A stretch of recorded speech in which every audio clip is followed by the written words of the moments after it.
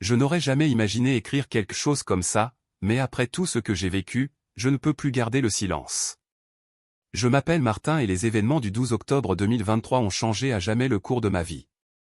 J'étais un homme ordinaire menant une vie typique, jusqu'au moment de ma mort. L'accident s'est produit en un instant et avant que je m'en rende compte, j'avais quitté mon corps. Ce que j'ai vécu dans ces moments surréalistes était plus vivant, plus réel que tout ce que j'avais jamais connu. Dans cet espace entre la vie et la mort, j'ai rencontré Jésus. Il m'a révélé quelque chose à propos de la marque sur nos mains, quelque chose que je n'avais jamais entendu auparavant, et ce qu'il m'a montré va vous stupéfier. Cette journée a commencé comme les autres. Je me suis réveillé tôt, j'ai préparé mon café du matin et je me suis installé sur le canapé pour faire défiler mon téléphone. C'était un jeudi et une longue journée de travail à l'hôpital m'attendait. Je travaille comme technicienne aux urgences à l'hôpital Saint-Maryès, donc je n'étais pas étranger aux horaires exténuants, au travail rapide et au fait d'être témoin des gens dans leurs moments les plus bas. Mais rien dans ma carrière n'aurait pu me préparer à l'expérience bouleversante que j'allais vivre cette nuit-là. Je me souviens avoir quitté le travail épuisé. Les lumières fluorescentes intenses, les bips persistants des machines et l'odeur d'antiseptique étaient tous derrière moi alors que j'entrais dans l'air vif d'octobre. Il avait plu plus tôt, rendant les routes glissantes et dangereuses. Je suis monté dans ma voiture, j'ai allumé le chauffage et j'ai poussé un soupir de soulagement. J'étais enfin sur le chemin du retour. La route s'étendait devant moi, presque déserte. Les lampadaires se reflétaient sur le trottoir mouillé, faisant ressembler la route à un miroir sombre.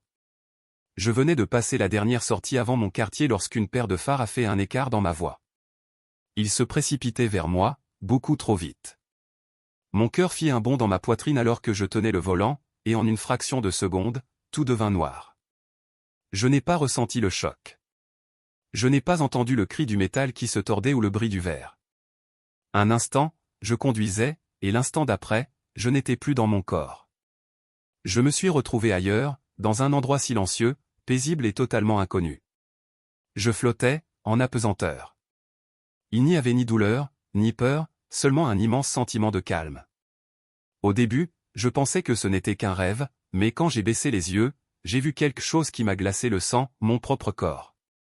Il était toujours coincé dans l'épave de ma voiture, coincé entre le siège froissé et le tableau de bord. Du sang s'est accumulé sur le pare-brise fissuré. Les ambulanciers étaient déjà sur place et travaillaient frénétiquement pour me libérer. Un jeune homme aux cheveux noirs appuyait sur ma poitrine, essayant de redémarrer mon cœur, tandis qu'un autre ambulancier criait pour obtenir de l'aide supplémentaire.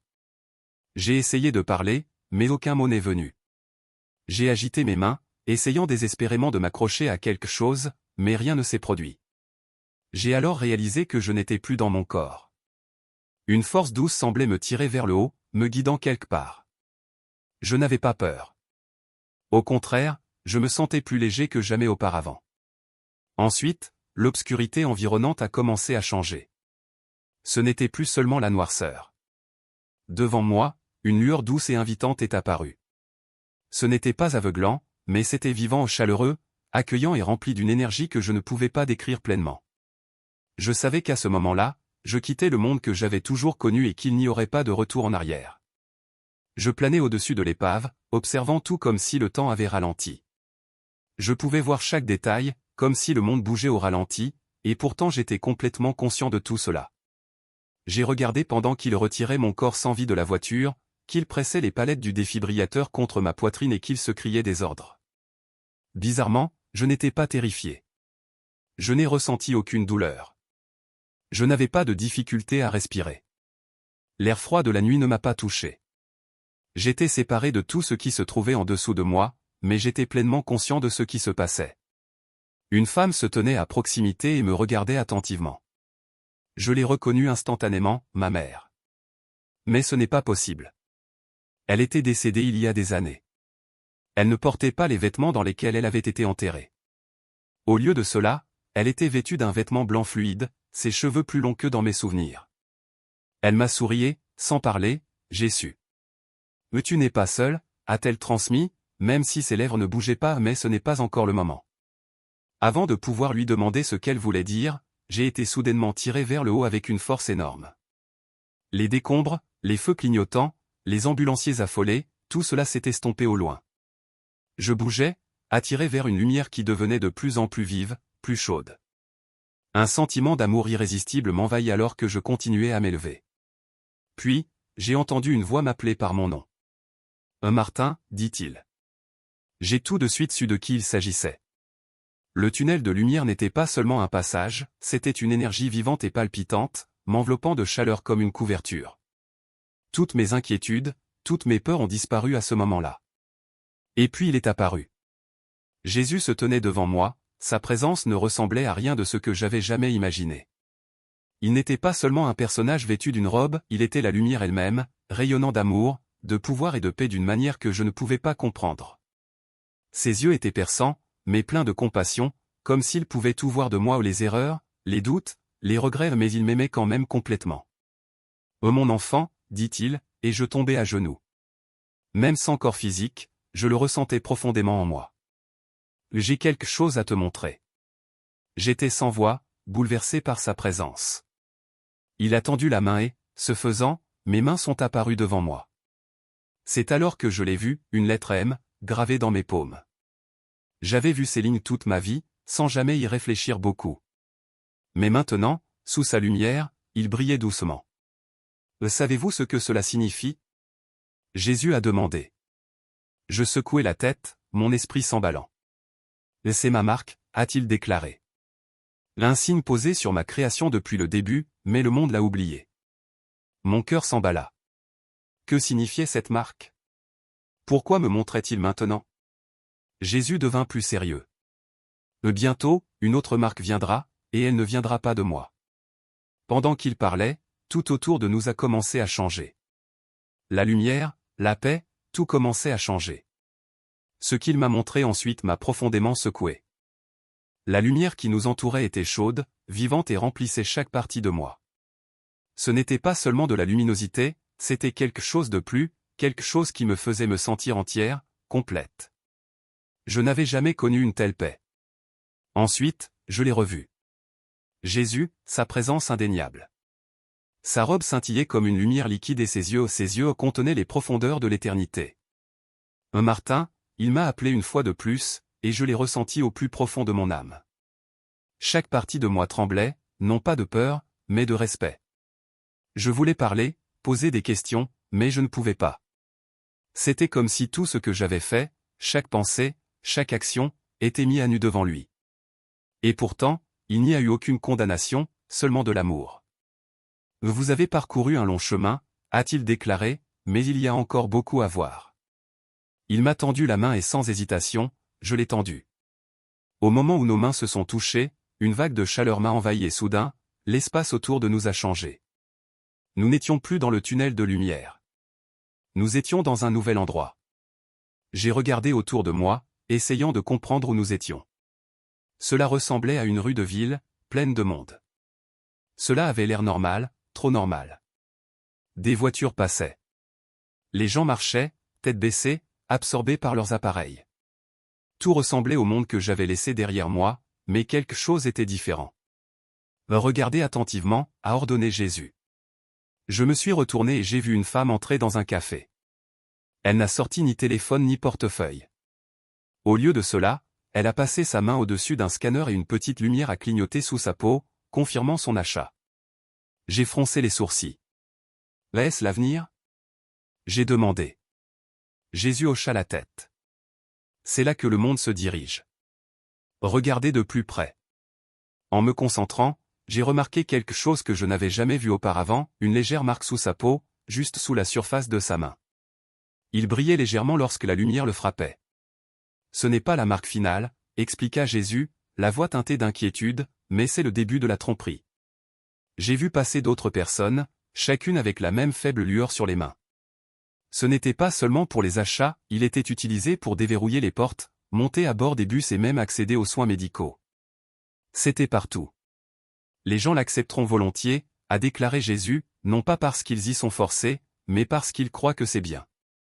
Un frisson m'envahit et je ne pus me débarrasser du froid qui me parcourut la colonne vertébrale. Mais si ce n'est pas la marque finale, alors qu'est-ce que c'est? Ai-je demandé, ma voix tremblante de confusion. Jésus se tourna vers moi, son expression sombre et sérieuse. Ce n'est qu'un test, le premier pas vers quelque chose de bien plus dangereux, répondit-il, ses paroles lourdes de sens. J'ai regardé mes mains, qui brillaient encore de la marque que Jésus m'avait montrée plus tôt. Je n'avais jamais vraiment pensé aux lignes sur mes paumes auparavant. Ils avaient toujours ressemblé à des plis ordinaires, des motifs aléatoires gravés sur ma peau. Mais maintenant, ils me semblaient différents, comme s'ils avaient toujours eu une signification, quelque chose de bien plus profond que je n'avais jamais compris. Jésus a doucement posé sa main sur la mienne. Cette marque vous accompagne depuis le tout début. C'est un signe de ma création, un témoignage de ma conception. Chaque être humain la porte, même s'il ne la voit pas. J'ai dégluti avec difficulté, essayant de comprendre ce qu'il disait. Alors pourquoi personne n'en parle?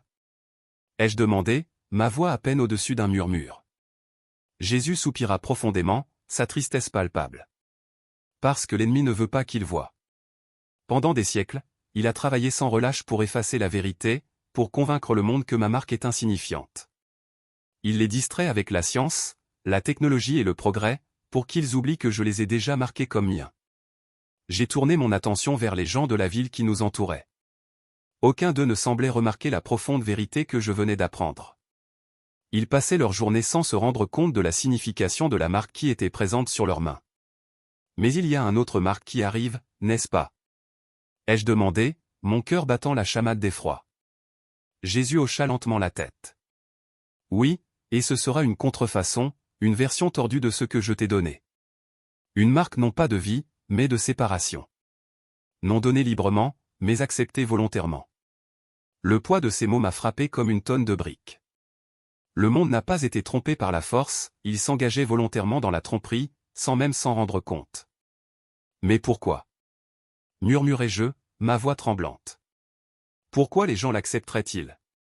Les yeux de Jésus s'assombrirent de tristesse. Parce qu'ils croiront qu'ils en ont besoin. Soudain, la scène autour de nous a changé une fois de plus. La rue animée de la ville a disparu, remplacée par un écran géant affichant un leader mondial prononçant un discours.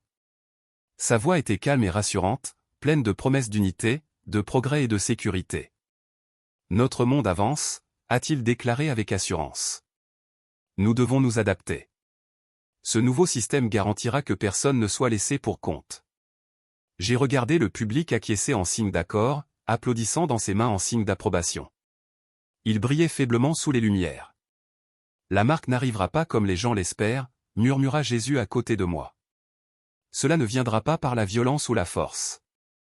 Cela sera bien accueilli, souhaité, considéré comme la prochaine étape logique de l'évolution humaine. J'ai observé la scène plus loin. Les gens étaient enthousiastes, pleins d'espoir et désireux d'accepter ce nouveau changement. Ils ont fait la queue pour recevoir leur surclassement, souriant et riant en serrant la main de ceux qui les entouraient. Ensuite, les chefs religieux sont montés sur scène, assurant à leurs fidèles qu'il n'y avait rien à craindre. Même les églises. Ai-je demandé avec incrédulité, luttant pour comprendre l'étendue de la tromperie. Jésus répondit solennellement, oui, beaucoup d'entre eux, mais pas tous. L'ennemi sait qu'un changement soudain alarmerait mon peuple, alors il avance lentement, subtilement, en introduisant ce qui semble inoffensif jusqu'à ce qu'il ne voit plus le danger. J'ai de nouveau regardé la foule. Il y avait quelque chose qui clochait chez eux. Leur sourire était trop large, leurs yeux trop vides. Une fois qu'ils ont pris la marque, quelque chose change, a expliqué Jésus. Cela n'arrive pas d'un seul coup. C'est progressif. Leurs pensées ne sont plus les leurs. Leurs prières s'affaiblissent, leur lien avec moi s'estompe. Une sensation de nausée me tordit l'estomac. Ils ne s'en rendent même pas compte, n'est-ce pas? Non, dit doucement Jésus. Et quand ils le feront, il sera trop tard. La vision devant moi s'est brouillée et j'ai senti le poids de ce dont je venais d'être témoin peser sur mon âme. La tromperie n'était pas encore à venir, cela avait déjà commencé. La scène a encore changé et je me suis retrouvé témoin d'un monde qui semblait étrangement familier, mais totalement différent. Les gens vaquaient à leurs occupations quotidiennes, riaient, faisaient du shopping, bougeaient dans leur routine, mais quelque chose n'allait pas. Comme je l'ai observé, j'ai vu que chacune de leurs actions était surveillée. Les scanners numériques étaient partout, dans les épiceries, les hôpitaux, les écoles et même les lieux de culte. Les gens agitaient leurs mains sous les capteurs pour accéder à l'argent, aux moyens de transport et aux soins médicaux. Personne ne semblait s'en soucier, en fait, ils l'ont adopté. C'était efficace, transparent et éliminait le besoin de cartes, d'argent liquide ou même de mots de passe. Je me tournai vers Jésus, la panique montant dans ma poitrine. Il ne le voit même pas, n'est-ce pas? Il secoua lentement la tête. Non. Ils ont été conditionnés à croire que c'est un progrès. Le monde a appris à valoriser la commodité avant tout, et bientôt, ils croiront qu'ils ne peuvent pas vivre sans. J'ai remarqué une mère tenant la main de son enfant et le conduisant vers l'entrée d'une école. Le portail était équipé d'un scanner et chaque enfant devait être vérifié avant d'entrer. Le garçon hésita, mais sa mère sourit chaleureusement. « C'est pour ta sécurité, chérie, le rassura-t-elle. Maintenant, tu ne te perdras plus. » L'enfant obéit en plaçant sa petite main sous le scanner. Une faible lumière pulsait sous sa peau. Mon estomac se retourna. Jésus montra un hôpital de l'autre côté de la rue. Un homme s'est approché pour s'enregistrer pour une procédure. Au lieu de remplir des documents, il a agité la main devant le scanner et, en quelques secondes, son identité, son dossier médical, ses détails de paiement et son historique personnel sont apparus à l'écran. L'ennemi déguisera sa tromperie en nécessité, expliqua Jésus d'un ton grave. La sécurité sanitaire, la stabilité financière, tels seront les piliers de son contrôle. Ceux qui refusent se retrouveront exclus de la société. J'ai serré les poings, la frustration et la peur montant en moi. Mais cela ne semble pas mauvais. Cela semble juste, utile. Jésus hocha la tête. C'est le plus grand danger de tous. Soudain, le temps semblait avancer rapidement, comme dans un film en avance rapide. J'ai vu la transformation lente mais constante de la société. Ce qui semblait autrefois être une commodité facultative, les implants manuels, est devenu une exigence. Les gouvernements ont mis en place des politiques les obligeant à s'identifier, à voyager et à effectuer des transactions financières. Les journaux télévisés ont salué ce changement comme la prochaine étape de l'évolution humaine. Les entreprises ont commencé à refuser de servir ceux qui ne disposaient pas de la technologie. Les banques ont cessé d'accepter les modes de paiement traditionnels. Les hôpitaux ont refusé les patients qui résistaient au système. La voix de Jésus était remplie de tristesse pendant qu'il parlait. Ce qui était autrefois un choix deviendra bientôt une exigence. Ceux qui résistent seront mis de côté. J'ai vu des familles se disputer. Les parents exhortent leurs enfants à prendre l'implant, insistant sur le fait que c'est pour leur propre bien. Certains enfants ont hésité, mais la plupart ont obéi, ne voulant pas être laissés pour compte. Même les églises n'étaient pas à l'abri. Certains pasteurs ont tenu bon, avertissant leur congrégation, mais beaucoup d'autres se sont adaptés, intégrant la technologie dans leur service de culte. Les fidèles l'utilisaient pour payer la dîme, s'inscrire à des événements et même recevoir des sermons numériques personnalisés. La tromperie sera complète, dit doucement Jésus. Ils ne sauront même pas qu'ils ont été égarés. Je me tournai vers lui, désespéré. Comment pouvons-nous arrêter ça? Jésus m'a regardé avec une profonde tristesse dans les yeux. Vous ne pouvez pas arrêter ce qui est écrit, mais vous pouvez avertir ceux qui écouteront. La vision a encore changé. J'ai vu deux groupes distincts de personnes. D'un côté se trouvaient ceux qui avaient pleinement adopté le système. Leur vie semblait sans effort, fluide et sans souci. Ils n'ont jamais manqué de nourriture, de soins de santé ou d'emploi. Mais il y avait quelque chose de troublant chez eux. Leurs yeux étaient vides, leurs mouvements robotiques. Ils ont renoncé à leur libre arbitre, a déclaré Jésus. Ils ne me cherchent plus, parce qu'ils n'en ressentent pas le besoin. Leurs esprits ont été reprogrammés pour faire confiance au système plutôt qu'à l'esprit. J'ai regardé avec horreur ces gens avancer dans leur vie, ignorant que quelque chose de précieux leur avait été enlevé. Ensuite, j'ai regardé l'autre groupe. Ils étaient moins nombreux, dispersés dans de petites communautés très unies. Ils avaient l'air fatigués, mais il y avait du feu dans leurs yeux. Ils m'ont choisi, dit Jésus, la voix remplie d'amour et de fierté. J'ai vu ces gens s'entraider, partager de la nourriture, prier ensemble en secret. Ils n'avaient pas accès aux banques, aux hôpitaux ou aux services publics, et pourtant ils ont survécu. Ils furent pourchassés, persécutés et ridiculisés, mais ils ne se brisèrent pas. Ils ont compris que ce qui allait arriver ne concernait pas la survie du corps, mais la survie de l'âme. Une boule s'est formée dans ma gorge. Où est-ce qu'ils seront en sécurité? Ai-je demandé, ma voix étant à peine un murmure. L'expression de Jésus se raffermit. Ils souffriront, mais ils seront protégés d'une manière que le monde ne peut pas comprendre. Tout comme j'ai fourni du manna dans le désert, je pourvoirai à leurs besoins. Les larmes me montèrent aux yeux lorsque je réalisais la gravité du choix qui m'attendait.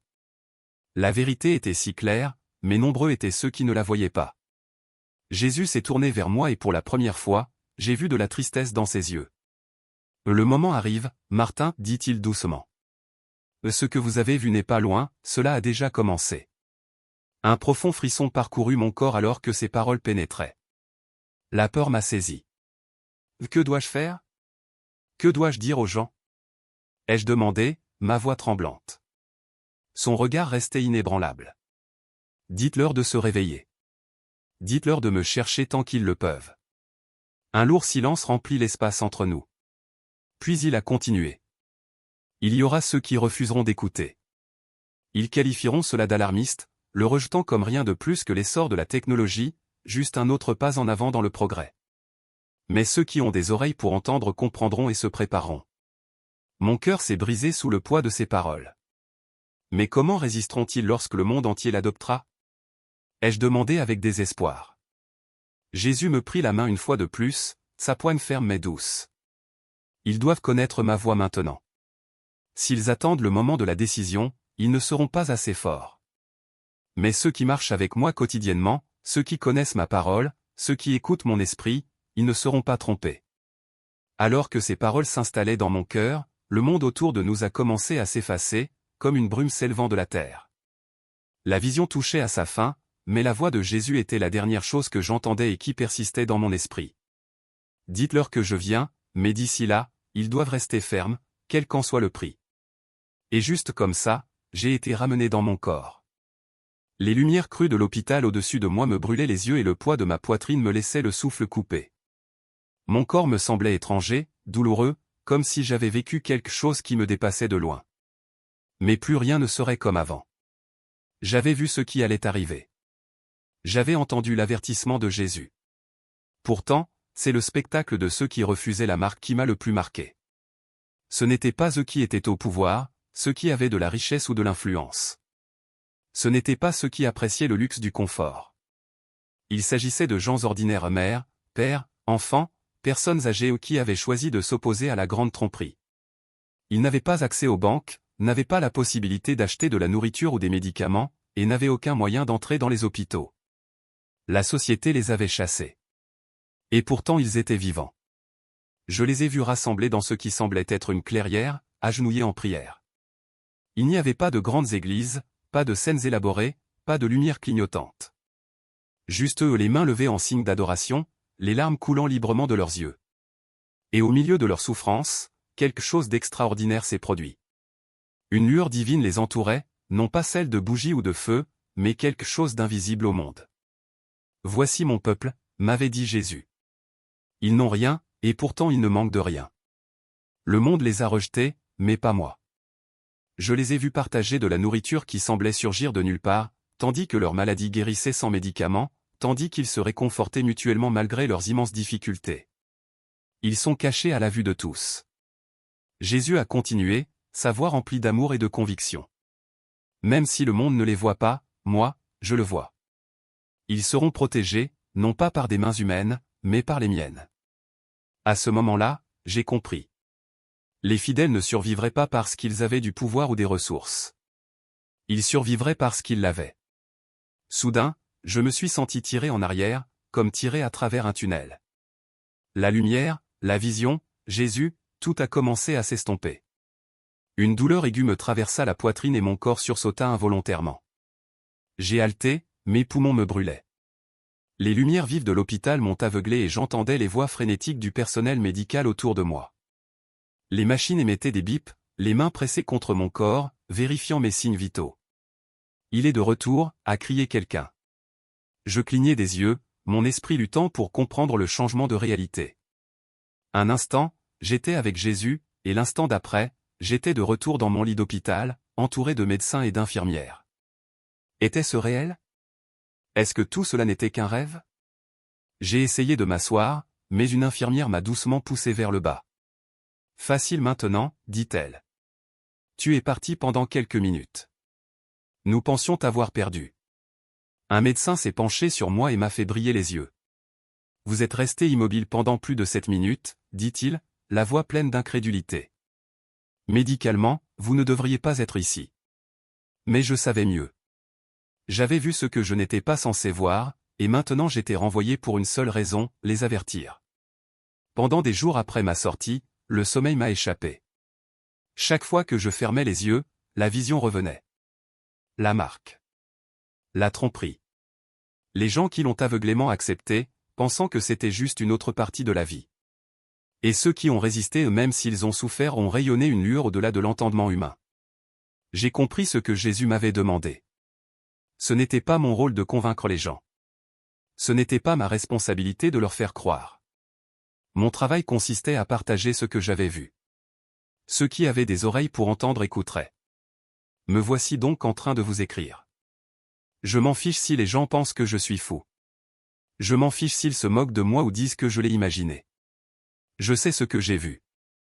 Je sais ce qui s'en vient et je sais que Jésus est notre seul refuge. La tromperie n'est pas un avenir lointain, elle est déjà en cours. C'est dans les petites commodités, les changements progressifs, les choses qu'on ne remet pas en question. Et un jour, quand la marque finale arrivera, beaucoup la prendront sans hésiter, car ils ne l'ont jamais vu venir. Mais vous pouvez être différent. Si vous lisez ceci, n'ayez pas peur. Jésus vous a déjà marqué comme étant le sien. Les lignes dans vos mains vous rappellent que vous lui appartenez. Vous n'avez pas besoin de ce que le monde offre. Vous n'avez besoin que de lui. Cherchez-le maintenant. Connaissez sa voix. Parce que le moment venu et que le choix s'offre à vous, vous devez déjà savoir où vous en êtes. Je prie pour que vous choisissiez judicieusement. Que ceux qui ont des oreilles pour entendre écoutent. Depuis mon retour, une question résonne dans mon esprit, comment les gens peuvent-ils se préparer à ce qui s'en vient? J'y ai réfléchi sans cesse, et la réponse que Jésus m'a donnée lors de mon expérience de mort imminente est simple mais urgente, préparez d'abord votre âme. Le monde se précipite vers quelque chose qu'il ne comprend pas. Les changements ne seront pas évidents au début. Ils arriveront progressivement, nouvelles technologies, nouvelles commodités, nouvelles règles qui semblent inoffensives mais qui modifient lentement notre façon de vivre. Bientôt, les gens atteindront un point où ils n'y réfléchiront plus à deux fois avant d'accepter la marque. Alors, comment éviter de tomber dans la tromperie? Premièrement, vous devez connaître Jésus personnellement. Il ne s'agit pas de religion ou de respect des traditions, il s'agit de connaître sa voix. La tromperie sera si subtile que seuls ceux qui entretiennent une relation intime avec Jésus la reconnaîtront. Si vous vous tournez vers lui uniquement dans les moments difficiles, vous risquez de manquer ses avertissements. Mais si vous le cherchez chaque jour, vous saurez quand quelque chose ne vient pas de lui. Deuxièmement, vous devez lire la parole de Dieu comme si votre vie en dépendait parce que c'est le cas. Jésus m'a dit, « Mon peuple périt faute de connaissance ». Si vous ne savez pas ce que dit la Bible sur les derniers jours, sur la tromperie, sur la marque, vous ne le reconnaîtrez pas quand elle viendra. Vous croirez au mensonge parce que vous n'aurez pas la vérité en vous. La Bible n'est pas seulement un livre, c'est une arme contre la tromperie. Troisièmement, entourez-vous de croyants spirituellement éveillés. Dans ma vision, j'ai vu deux groupes, ceux qui étaient aveugles et ceux qui ont vu la vérité. Ceux qui ont vu la vérité n'étaient pas seuls. Ils avaient formé de petites communautés, se soutenant mutuellement, priant ensemble, partageant le peu qu'ils avaient. L'ennemi tentera de vous isoler, vous fera sentir fou de remettre en question le système. Mais si vous restez connecté aux autres qui voient, vous serez plus fort. Quatrièmement, préparez-vous pratiquement. Je ne sais pas quand tout se déroulera, mais je sais que ceux qui dépendent entièrement du système seront piégés. Plus vous dépendez de l'argent numérique, de l'aide gouvernementale et des commodités modernes, plus il vous sera difficile de vous en sortir le moment venu. Si vous le pouvez, commencez petit. Apprenez des compétences qui vous aideront à survivre sans dépendre entièrement de la technologie. Avoir accès à de la nourriture et à des ressources qui ne nécessitent pas l'approbation du système. Apprenez à vos enfants l'importance du discernement, afin qu'ils n'acceptent pas aveuglément ce que le monde leur dit. Enfin, n'ayez crainte. Jésus m'a dit clairement, ceux qui ont confiance en moi seront pourvus. Le monde fera paraître impossible de vivre en dehors du système, mais j'ai vu de mes propres yeux que ceux qui sont restés fidèles n'ont pas été abandonnés. Le choix arrive, et quand il sera fait, votre préparation déterminera de quel côté vous vous situez. Alors que la vision touchait à sa fin, je me suis tourné vers Jésus, mon cœur battant d'urgence. Que dois-je savoir d'autre? J'ai demandé. Son expression était sérieuse, mais sa voix était pleine d'amour. Vous en savez déjà assez. Ce qui compte maintenant, c'est ce que vous en faites. Je voulais en demander davantage, dans combien de temps cela se produirait, comment mieux avertir les gens. Mais Jésus m'a simplement regardé et m'a dit, dis-leur de rester près de moi. Dis-leur que je viens, mais avant que je vienne, le monde sera mis à l'épreuve. Au moment où il a prononcé ces mots, une profonde tristesse m'a submergé. J'ai compris que ce test ne serait pas facile. Ce ne serait pas aussi évident qu'une bataille entre le bien et le mal. Ce serait déguisé en quelque chose d'utile, de logique, quelque chose que les gens accepteraient sans se rendre compte de ce qu'ils choisissent. Jésus a poursuivi, beaucoup vous traiteront d'insensés. Beaucoup refuseront d'écouter. Mais que cela ne vous arrête pas. Ceux qui cherchent la vérité entendront ma voix dans vos paroles. J'ai avalé difficilement. Et qu'en est-il de ceux qui prennent la marque sans le savoir? L'expression de Jésus s'assombrit. Il n'y aura aucune excuse. Ces mots me frappèrent comme un poids sur la poitrine. Aucune excuse. Les gens ne seraient pas trompés comme ils le pensaient. Ils feraient un choix, même s'ils n'en comprenaient pas pleinement les conséquences. Ils échangeraient leur âme contre la sécurité, contre l'acceptation, contre la survie. Mais qu'en est-il de ceux qui refusent? Ai-je demandé, désespéré de savoir. Une chaleur s'est répandue en moi alors que Jésus souriait. Ils marcheront dans ma lumière. Le monde les rejettera, mais je ne les abandonnerai jamais. Et le dernier jour, ils se réjouiront, car leur fidélité sera récompensée. Je me sentais éloigné, ramené vers mon corps. Mon cœur me faisait mal. Il y avait encore tellement de choses que je voulais demander, mais les dernières paroles de Jésus sont restées avec moi. Dites-leur de me faire confiance. Dites-leur d'être prêts. Et dites-leur que peu importe l'ampleur de la tromperie, je suis plus grand. Puis tout est devenu sombre.